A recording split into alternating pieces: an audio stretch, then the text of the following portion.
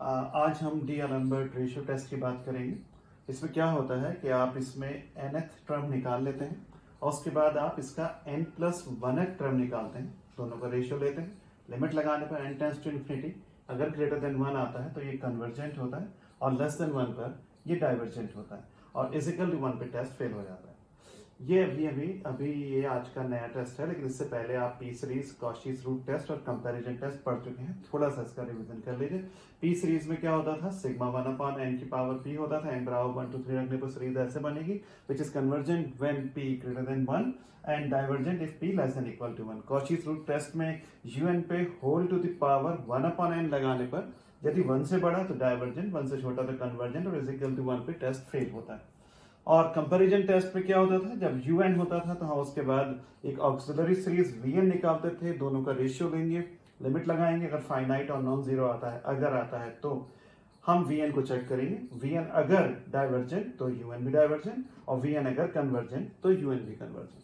अब यह है कि कहाँ पे कौन सा टेस्ट लगता है, यही तो सबसे खास बात होती है। अब जैसे ये क्वेश्चन लिखा हुआ है कि इसमें मैं क्यों लगाऊंगा डी एलम्बर्ट टेस्ट और मैं क्यों नहीं लगा पा रहा कॉची रूट टेस्ट, तो बड़ी आसान सा एक तरीका है, एक टिप है कि अगर क्वेश्चन में x या फैक्टोरियल मौजूद हैं तो आप उसमें डी एलम्बर्ट टेस्ट लगाएंगे। कंपैरिजन टेस्ट में तो vn निकाला जाता है, un के बाद x की पावर में हम कहते हैं ना n की ऊपर हाईएस्ट पावर और नीचे n की, तो जब इसमें x है तो इसमें ऑक्सिलरी सीरीज निकलने का मतलब नहीं है और un की होल पावर 1/n भी x पे हम लगाने से बचते हैं क्योंकि वो कॉम्प्लिकेटेड कैलकुलेशन हो जाती है। इसलिए जब भी आप x देखें और आप फैक्टोरियल देखें, फौरन आप डी एलम्बर्ट टेस्ट लगाएंगे। इससे पहले अब तक आपने कोई क्वेश्चन x में नहीं किया था। अब बस आपको इसका nth टर्म निकालना है, उसको हमें देखना है। हम इसका nth टर्म निकाल लेते हैं, उसको क्या कहते हैं, un। अभी हम बात करेंगे कि ये टेस्ट क्यों लगाएंगे, पहले आप nth टर्म निकालना सीखिए। अब nth टर्म इसमें हम कैसे निकालेंगे, देखो आराम से देखिए। इसमें x स्क्वायर x है, x स्क्वायर है, x क्यूब है। इन द फर्स्ट टर्म क्या नहीं है, x की पावर 0 है, तो x की पावर यहाँ पे 0 है और फिर 1 है, तो ये 0 1 2 3, यहाँ पे x की पावर 0, यहाँ 1 2 और 3 ऐसे चल रहा है, तो इसका nth टर्म होगा a plus n-1 into D. a कितना है कि ये 0 n-1, a is the first term, d क्या होता है, इनका डिफरेंस होता है, तो ये कितने के बराबर आ गया, n-1 के, तो इसमें x की पावर हुई n-1। अब यहाँ पे चल रहा है 2 3 4, ये 2 है, ये 3 है, ये 4, तो 2 3 4 का nth टर्म क्या होगा, tn is equal to a plus n-1 into d. What is a? A is the first term, n-1 और d क्या चीज होती है, डिफरेंस होता है इनका, तो 2 प्लस n-1 ये हो जाएगा n+1, तो यहाँ पे मिलेगा आपको n+1।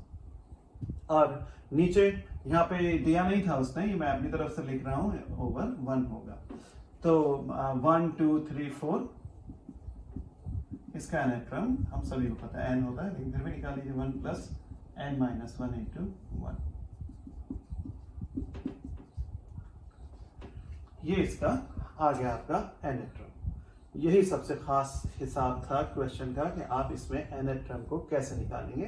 कहिए, मैंने 2 3 4 5 का nth टर्म निकाला, n+1, 1 2 3 का निकाला n, और x की पावर पे 0 है, यहाँ पे 1 है, 2 है, 3 है, 0 1 2 3 का आपने nth टर्म n-1 निकाला। ये निकालने के बाद इसका तरीका है कि आप इसमें 1 रख के देखिए क्या पहला टर्म आता है, कि यहाँ आ जाएगा 1 रखने पर, 2 रखने पर 2 प्लस 1 3 और नीचे 2, और यहाँ पे 3 टर्म, तीसरा टर्म जरूर चेक करना होता है, 3 प्लस 3 रखने पर 3 प्लस 1 4, नीचे 3 और ये 2, ये याद रखना मेरे बात। उसके बाद अब हम, अगर सबसे पहले मैंने आपको कंपैरिजन टेस्ट पढ़ाया था, उसमें क्या करते थे, n की ऊपर नीचे पावर ले लेंगे, लेकिन और फिर आपने कॉशीज रूट टेस्ट पढ़ा था, उसमें होल टू द पावर पे n होना चाहिए। अब इसमें दोनों बातें हो रही हैं, यहाँ पे होल टू द पावर पे n है, लेकिन हम इसमें रूट टेस्ट नहीं लगाएंगे। डी एलम्बर्ट टेस्ट लगाने की, जो क्यों नहीं लगाएंगे वो भी बात करेंगे। डी एलम्बर्ट टेस्ट लगाने की दो पहचान होंगी, या तो क्वेश्चन में x होगा या क्वेश्चन में फैक्टोरियल होगा। हमने जितने भी क्वेश्चन कॉशीज के करे रूट टेस्ट के जर्नली, उसमें 2 की पावर n और 1 प्लस 1/n की पावर n इस प्रकार की फॉर्मेट्स थी। आप 99% केसेस में यही काम होगा कि अगर x की पावर में कुछ दिया हुआ है या फैक्टोरियल हो क्वेश्चन में, आप इसका फौरन n+1 निकाल लेंगे। जहां जहां n है क्वेश्चन में वहां वहां n+1 कर दीजिए। तो n+1 -1 n हो जाएगा, n+2 और ये, और उसके बाद निकालेंगे un/un+1। यहाँ ये n+2 n+1 और यहाँ पे x⁴n।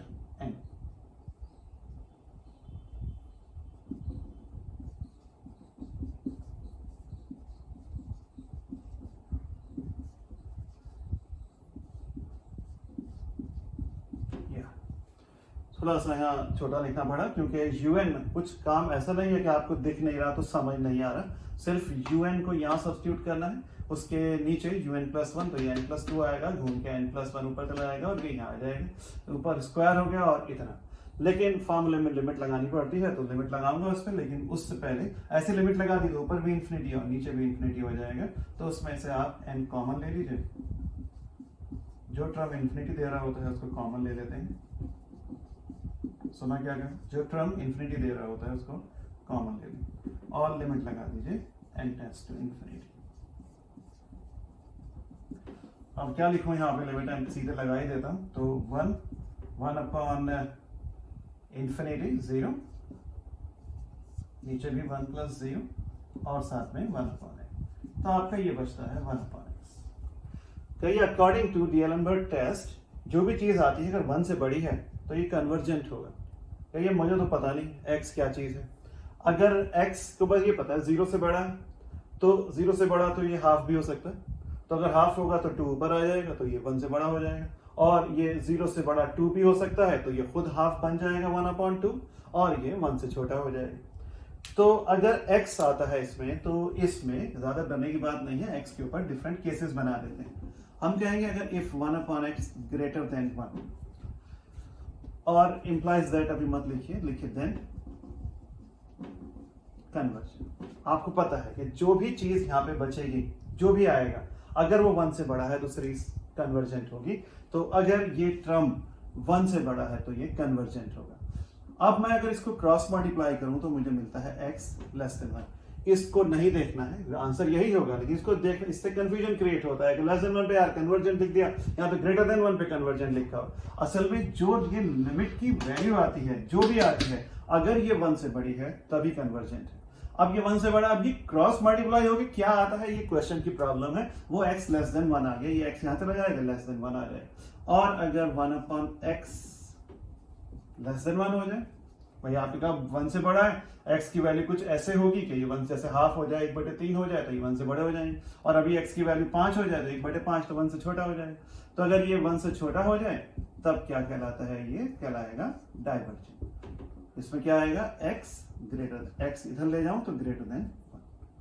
तो लेस देन 1 पे ये कन्वर्जेंट आया, ग्रेटर देन 1 पे डाइवर्जेंट आया। इससे और इसको मत देखिएगा, कंफ्यूजन होता है, यहां से देखिए, ये ग्रेटर देन 1 पे कन्वर्जेंट, लेस देन 1 पे डाइवर्जेंट। अब अगर 1/x इज इक्वल टू 1 हो जाए, अब आपने ग्रेटर भी ले लिया, लेस भी ले लिया, तो इससे क्या आएगा, x बराबर 1, then D'Alembert ratio test fails. अब साहब आपका टेस्ट जो है वो फेल हो गया। तो हम क्या करते हैं, पुट x बराबर 1 इन un में रख दीजिए, कुछ ज्यादा नहीं सोचना होता है, un में रख दे, n+1/n आ जाएगा, और आपने यहाँ पे x की जगह पे 1 रख दिया, इतना हो गया। अब आप इसको अपने पिछले टेस्ट से सॉल्व कर लेंगे। अब आप चाहें तो कंपैरिजन टेस्ट लगा लीजिए, या और भी तरीके होते हैं, लेकिन अगर मैं इसकी ऑक्सिलरी सीरीज निकालूं, कंपैरिजन टेस्ट ही लगा दूंगा, वो भी आपका रिवाइज हो जाएगा। नाउ ऑक्सिलरी सीरीज क्या बनेगी इसकी, सिग्मा vn, और vn कितने के बराबर होगा, ऊपर से भी n की हाईएस्ट पावर और नीचे से भी n की हाईएस्ट पावर। तो vn कितना हो गया, n/n, या कह दीजिए 1, या कह दीजिए 1/n की पावर 0। ये क्यों कहा, इसके बारे में मैं बाद में बात करूंगा, पहले इतना। अब आप क्या करेंगे, कंपैरिजन टेस्ट में un/vn निकालते हैं, कोई फर्क नहीं पड़ रहा है, vn तो 1 है तो वो इतना ही आएगा, और लिमिट इसमें अगर मैं लगा दूं n tends to infinity un/vn, तो लिमिट लगाने पर ये क्या मिलेगा, 1 प्लस लिमिट लगाने पर अभी लगा दी, n से डिवाइड कर दीजिए, बोर्ड छोटा है। 1 प्लस 1 अपॉन एन, अब जैसे लिमिट लगाएंगे ये तो 0 हो जाएगा और ये आपका मिला 1 जो finite and non zero, finite and non zero. तो बस अब आप कंपेयर करेंगे वीएन को, लेकिन आप उससे पहले क्या लिखेंगे कि सिंस, जो मैंने पिछले क्वेश्चंस में लिखवाया, since the ratio un upon vn is finite and non-zero when n tends to infinity, so un is convergent if vn is convergent and un is divergent if vn is divergent. Now un आपका vn कितना है, n upon n या 1 या 1 upon n की power 0। इसको आप compare कर लीजिए,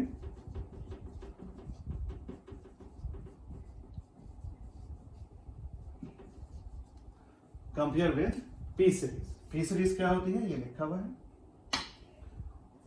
सिग्मा 1 अपॉन n की पावर p। p की वैल्यू अगर 1 से बड़ी है तो कन्वर्जेंट, फिर डाइवर्जेंट। तो वी गेट, यहाँ p कितना आया, 0। मैंने कहा था हम बाद में बात करेंगे कि हमने इसको क्यों लिखा है, कहीं यहाँ पे हमने इसलिए 0 लिखा था, 1 अपॉन n की पावर 0 इसलिए लिखा था कि हम कंपेयर कर लें p बराबर 0 आने पर, जो कि क्या हो गया, लेस देन 1 है। सो vn क्या हो गया, इस, जब 0 से छोटी वैल्यू है तो वो क्या हो गया, इज डाइवर्जेंट। तो इसलिए given question n is equal to 1 के ऊपर क्या बनता है, कहिए, वो x बराबर 1 के ऊपर क्या बनता है, ये डाइवर्जेंट बनता है। तो यहाँ पे x बराबर 1 पे रेशियो टेस्ट तो ये फेल हो गया था, लेकिन आपके कंपैरिजन टेस्ट ने आपको सवाल बताया कि